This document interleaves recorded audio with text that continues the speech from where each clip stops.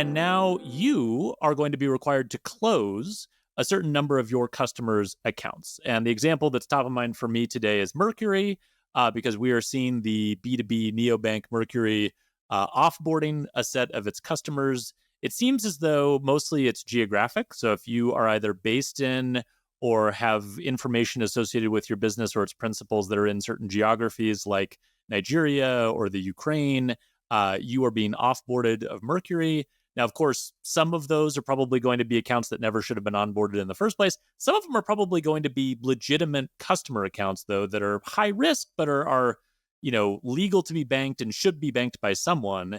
And I think you ask a really good question in terms of where those folks go. I don't know the answer to this, right? Because I think the challenge that I have with fintech and its sort of exploitation of how BaaS has worked over the last 5 years or so is not only did they come into the market and say, we're going to compete with banks, but the other thing they said was, hey, large group of consumers and small business owners who have not gotten as much access to the banking world as you should have gotten, we're here to save you. We're here to help you. We're here to say yes when other banks say no. And I think, we toss around the term democratization a lot in fintech, but Yeah. essentially that was those fintech companies making promises when they didn't really know what the hell they were talking about, right? They didn't have an accurate understanding of how difficult it is to bank in a legal compliant way someone who's starting a business in the US but has a Ukraine-based passport, right? They had no idea about how Yeah. difficult that would be and kind of the tightrope that you have to walk in order to do that in a compliant way. And so the promise that they made to them originally, yes, you can come in, you can have the same smooth, frictionless onboarding experience that everyone else has. We're not going to flag any of your transactions or as high risk or monitor them or hold them for review. That experience was a lie, essentially, and it wasn't something that you could deliver in a sustainable way. And I think that's the thing I'm really wrestling with is, these customers have a very real right to feel burned by that experience. I mean, it's funny you bring part of that up. So going into the Wayback Machine here, funny backstory on this. So co-founded Perk Street, one of the first challenger banks in the world, 2008. I think people know that part of history. I had come from venture capital before being at First Marblehead, the private student loan company.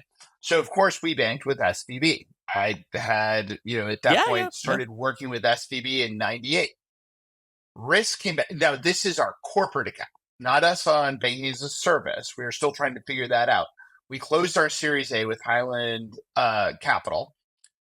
The first $3 million was deposited at SVB. I get a call from our relationship manager saying, risk and compliance is a real problem here. They think you're a money service business.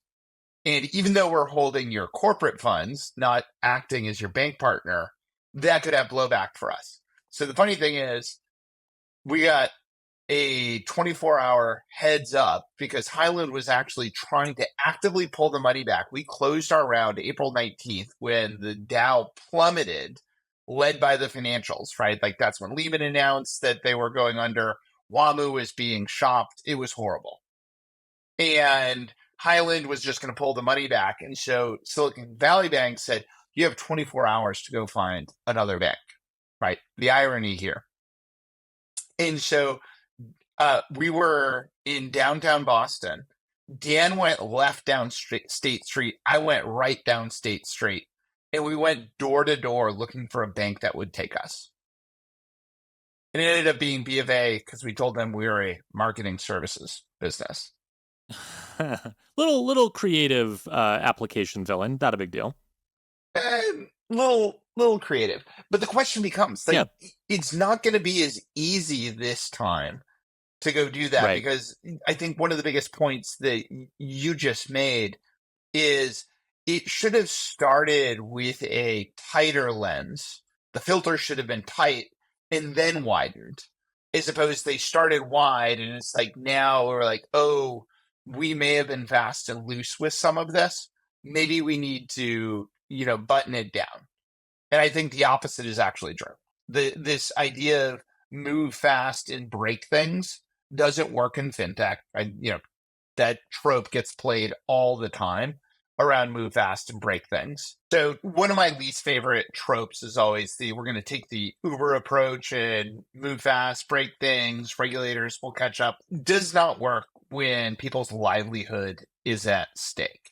Yes. And I think one of the challenges is you ended up with a bunch of entrepreneurs who overestimated their technical capabilities.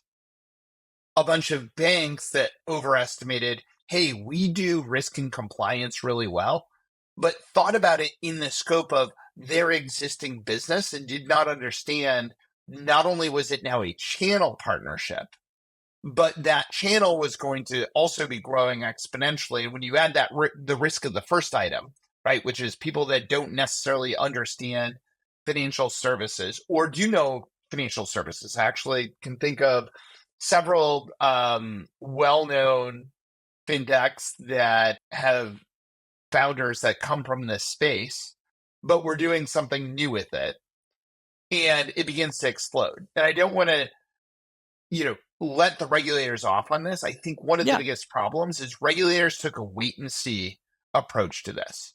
And this is like the heart of, you want to FAFO on this. If you wait too long to intervene and don't correct minor problems, it leads to major problems. Yeah, I totally agree. I mean, and I'll just say the acronym in its full glory. Everyone has been fucking around and finding out, right, with banking as a service. And I think to your point, the thing that's really interesting is it kind of took everybody taking that approach in order for the worst case version of all of this to manifest itself, right? I was talking to somebody else the other day about like, what's the worst case scenario for how banking as a service could unravel? And pretty much it happened, right? Like you would take marquee fintech programs, you would take the largest single sponsor bank in the US, you would take one of these banking as a service middleware platforms that has a particularly complex model that intermediates different parts of the stack, and you would take them all together, and then all the worst parts of those would all express themselves simultaneously, including a data breach. So all of that happened. And I think you're right about regulators in terms of not letting them off the hook.